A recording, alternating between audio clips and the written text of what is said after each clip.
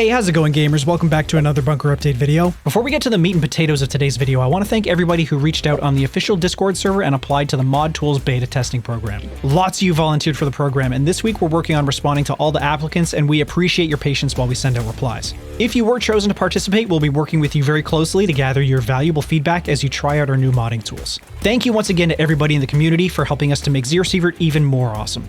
Alright, let's get into today's ZERO Sievert game tips. Today, it's actually going to be a map overview, and we're overviewing the map of all maps, the big one, ZAKOV. Now, this is the newest map that was added with 1.0, and it is chock full of stuff. So let's not waste any time, let's get right into it.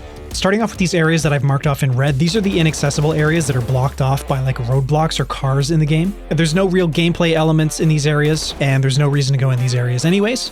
These white paths are actually alleyways that you can go into and move in between kind of like the stores and the outdoor mall area. There's also some pathing on the right side of the map that'll take you from the construction site all the way up to the main road at the top there. And these are all the labels for like 90% of the locations on the map. In the bottom right corner, we have our spawn. You will spawn here 100% of the time. The great thing about ZAKOV is nothing about the layout of the map changes with RNG. What changes is the anomaly, radiation, and enemy placement. There is a ladder that will take you up from the train tracks up to the first main road on the south side. And why don't we work our way from the bottom up to the top? So starting off, we have the construction site down here. It starts off pretty empty and there's nothing really there, but there is a quest to do down there. And once you finish the quest, it'll be populated by the faction that you join up with, either the Green Army or the Crimson Corporation. The L warehouse over here is going to have a bunch of toolboxes and filing cabinets in it. It's a pretty generic warehouse, but it is a big one.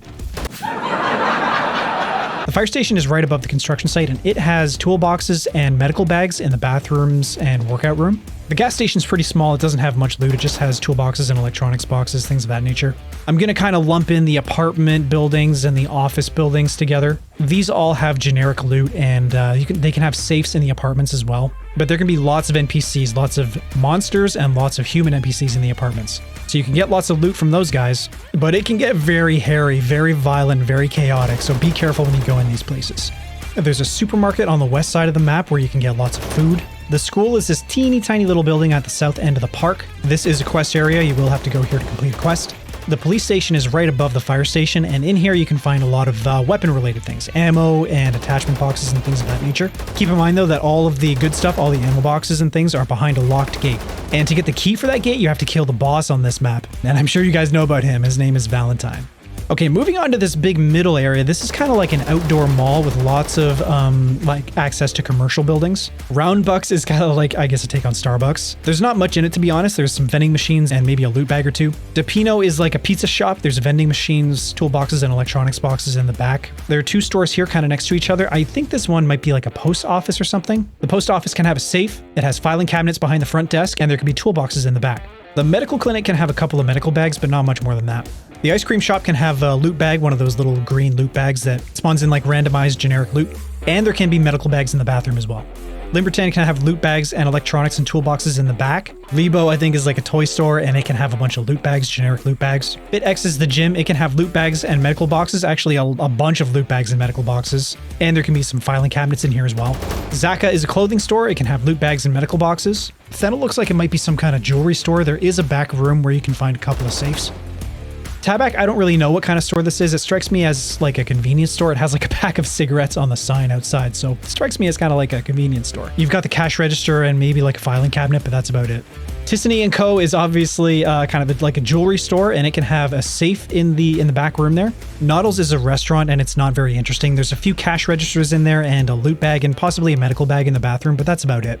There's two coffee shops on the map. There's one right here near the school and the supermarket, and there's another one in the park. They're kind of small and uninteresting too. They're worth checking out, I guess, if you're around the area. They can have filing cabinets, food shelves, and possibly vending machines in there. So if you need a pick-me-up, if you need some food, maybe check them out. And that's pretty much it for the outdoor mall area and all the commercial buildings. We have the park here kind of on the western side. The boss can spawn in here. Lots of enemies can spawn in here, actually. Monsters like Bigs and Blinks. Bandits, watchers, all kinds of enemies. And there could potentially be like an outpost, like a fob or a base on the island in the middle of the like the pond there. Up on the northern side of the park on the main road, there's another outpost that can sometimes be populated with watchers or maybe Green Army soldiers, but there's not often a lot of loot there. There's a hotel right here. At the moment, you can't enter the hotel. There's no way to get inside, but it is a pretty unique building, so I thought I'd just mark it anyways. It looks kind of cool to me. There's an anomaly field here, which is just, it's literally just tons of radiation. It's a ton of radiation and crystals and things. So maybe if you need crystals for crafting some stims, or maybe you just want to sell some crystals, this is a great place to go get them. This is 100% guaranteed to be full of radiation every single time you spawn into this map. Over here, I call this Death Corner. This is full of radiation and anomalies as well, but there can be some cool loot over here too. There can be ammo boxes and safes. So if you can like dip, dodge, duck, and dive over these freaking anomalies in this corner here, you can potentially get a bunch of good loot. And then at the very top, we have the Watcher base. This is going to be related to one of the final, like, quote-unquote tasks you have to do at the end of the game. You will need to assault this base and fight through all the Watchers to get to the nuclear power plant and investigate what has been going on there the whole time.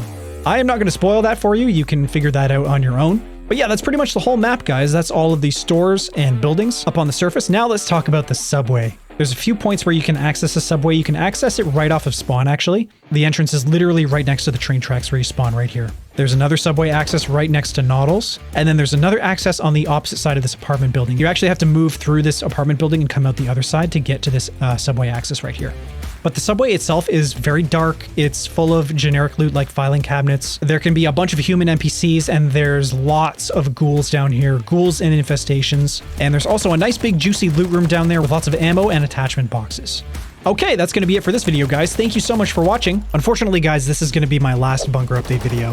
Thank you so much for sticking with me these past few weeks. Shu is coming back to take care of you and host future bunker update videos. Also, big thank you to Modern Wolf for giving me the opportunity to make these videos for the community. Again, my name's Oscar Mikey. I'm a YouTuber and streamer. I make lots of ZERO Sievert content and content on other games too, so check out my channels if you're interested in that. And of course, make sure you're subscribed to this channel so you don't miss any future bunker update videos. Thank you once again, everybody. I really appreciate your support, and good luck out there in the wasteland.